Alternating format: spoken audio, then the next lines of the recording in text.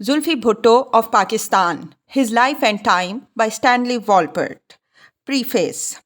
Since 1980, when I visited Pakistan to do research on my Jinnah of Pakistan, I have been fascinated by the mercurial and seemingly self-conflicting life of Zulfikar Ali Bhutto.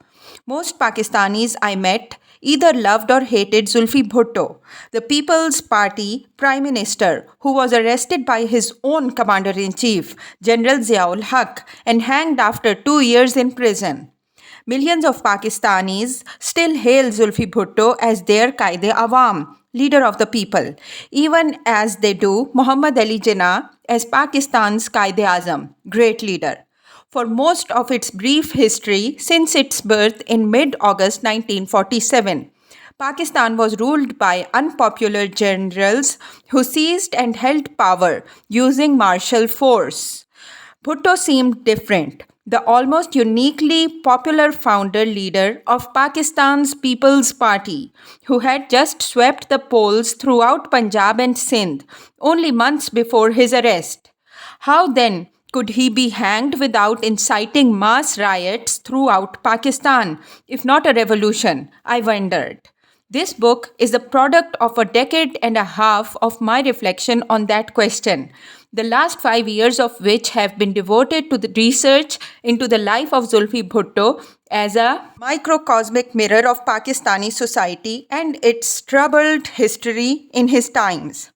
I am indebted to many people for kind assistance in completing this book. First of all, it was thanks to Prime Minister Benazir Bhutto and her mother, Begum Sahiba Nusrat Bhutto, that I was given full and free access to Zulfikar Ali Bhutto's library at his 70 Clifton home in Karachi.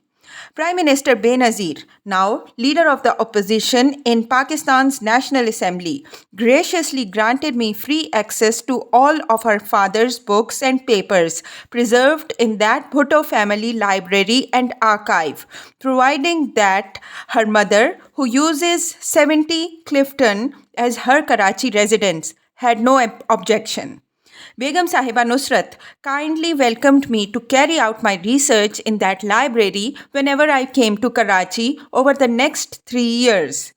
Prime Minister Benazir and Begum Sahiba also took time from their busy schedules to permit me to interview them at length. I interviewed more than 100 of Zulfi Bhutto's colleagues and family, and am grateful to all of them for their patient cooperation and frankness in answering my questions. Most helpful were Zulfi's closest collateral relative, Mr. Mumtaz Ali Bhutto, and his only living sibling, Begum Manna Bhutto, Islam, both of whom shared their intimate recollections with me. Foreign Minister Sahabzada Yaqub Khan was most encouraging when I informed him of my intention to embark upon this study, and Ambassador Jamshed K. Markar was singularly instrumental in launching my research. I am deeply grateful to both of those gentlemen diplomats for their more than diplomatic kindness and consideration. Special thanks to Mrs. Markar for her gracious hospitality and help. I thank Ambassador Abda Hussain and Minister Fakhr Imam for their illuminating insights.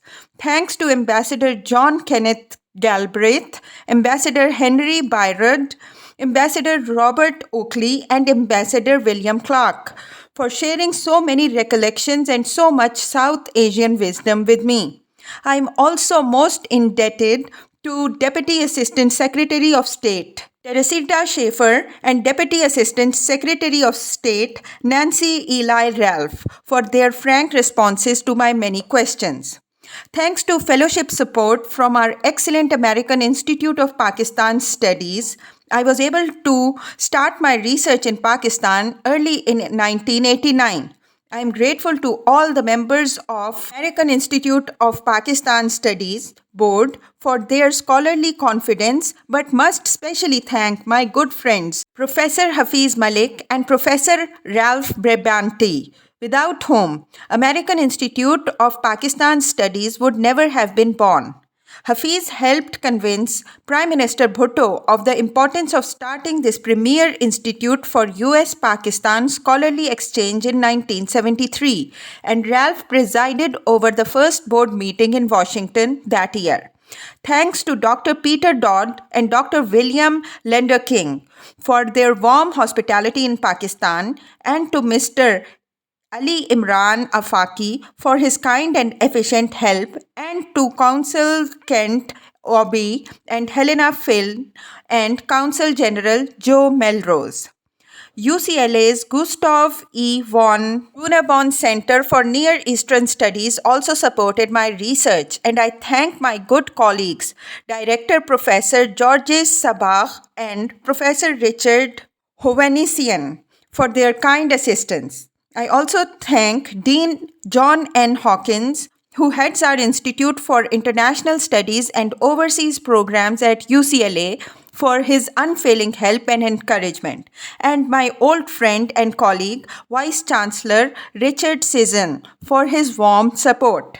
Milo Moody first introduced me to Zulfi Bhutto with his memoir, Zulfi, My Friend, 1973.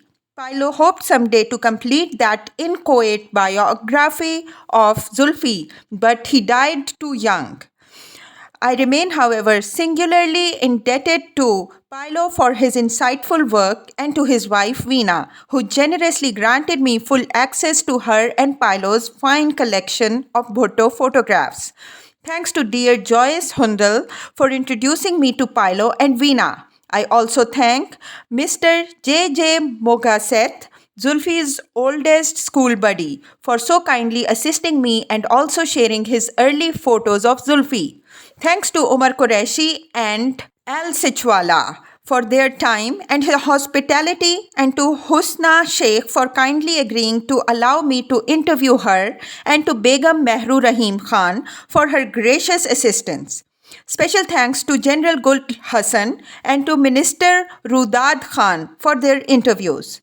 Many friends in Pakistan opened their homes as well as their hearts and minds to me. Too many to list all of them, but I must particularly thank Brigadier Noor Hussain and his good Begum Hushmat, Rizwan Kehar and his good wife, Sohail and Yasmin Lari, Dr. Hai Saeed and his daughter Salima, Yahya Bakhtiar and his daughter Zeba, Begum Shahista Soharwardi Ikramullah, Khalid Shamsullah Hassan and his family, and Ardeshar and Nancy Kawasji. Khalid Sahib knows I can never adequately thank him, and Ardeshar, like Khalid, is a true gentleman scholar and a friend with whom I can join mourning the death of his wife and father. My warmest thanks to my splendid editor Nancy Lane, who had now been midwife for many of my books. I thank Jane Bitar for typing the final manuscript. To my darling wife, Dorothy, I can but inadequately express my growing admiration and devotion that has had only 40 brief years in which to blossom. With much love. Stanley Wolpert.